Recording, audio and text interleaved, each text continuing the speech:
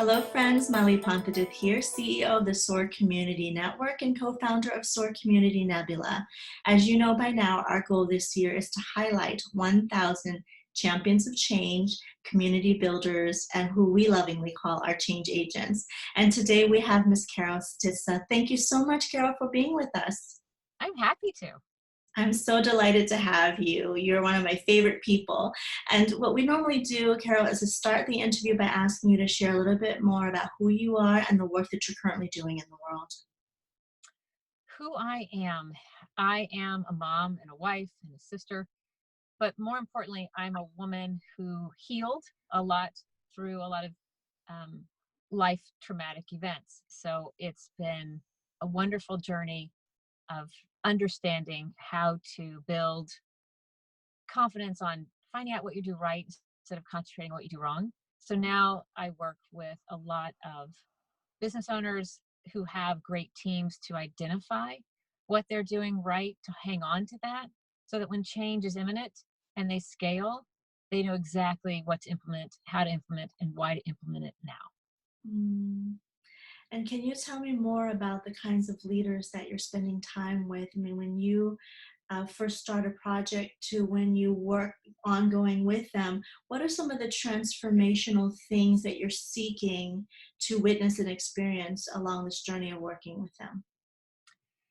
One of the most wonderful changes that happen when I work with small business owners, women CEOs who are handling teams, is this ability to understand how to value their individual gifts, therefore understanding how to value the individual gifts that are different from other people, which provides a heightened sense of camaraderie and engagement. Even when they don't agree, they can still understand how to value the differences in the way people see the world, because there's an advantageous point to that, because that's where innovation truly happens.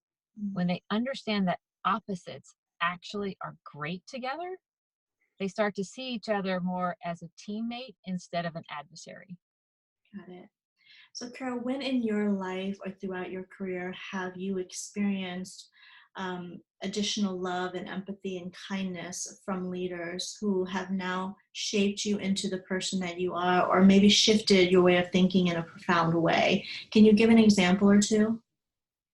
So I once had a nurse tell me that a question I had asked as a young girl was very important because it allowed them to change the life of another. And she gave me specific examples of what I did right and how that looked like to her. So seeing it from her viewpoint allowed me to see through someone else's eyes.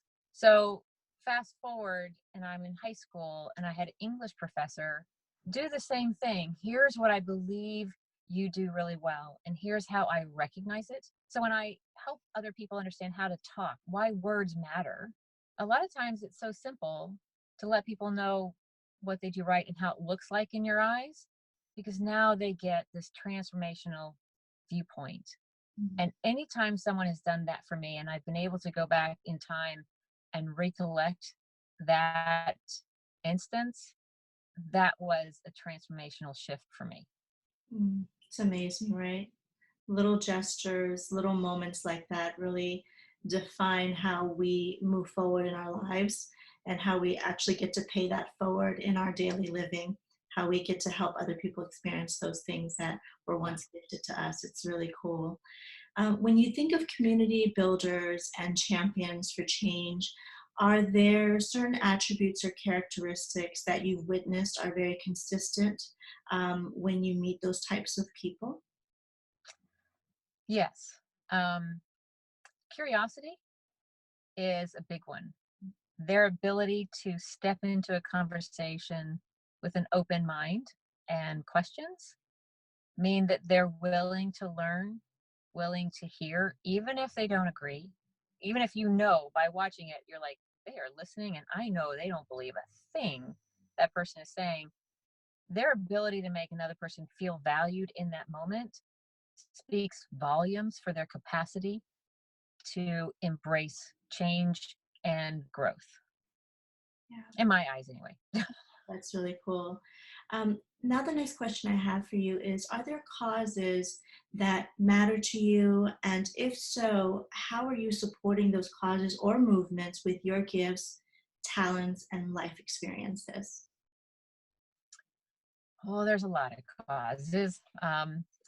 Specifically, I'm a military spouse.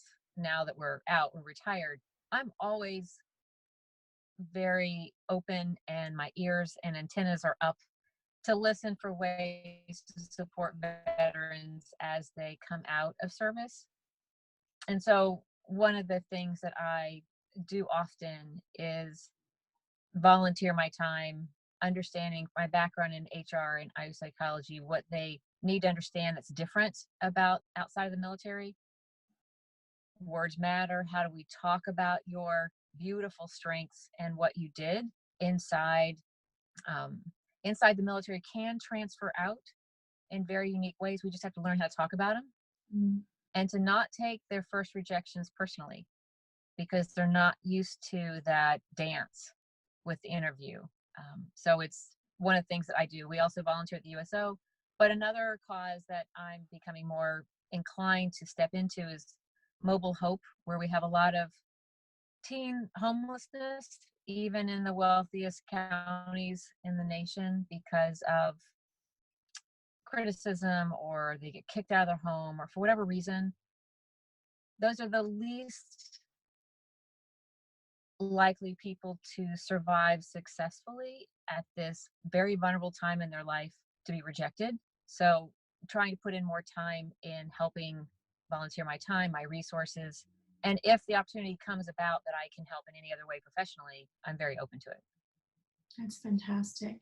When life gets hard for you, or you just get up in the morning and you feel like, oh gosh, I'm not at my best right now, is there a philosophy or a quote or a motto that really helps to bring you back to center and motivate you to just shake it off and move forward? Well, a good thought is I'm not dead yet. But that's because I'm a cancer survivor.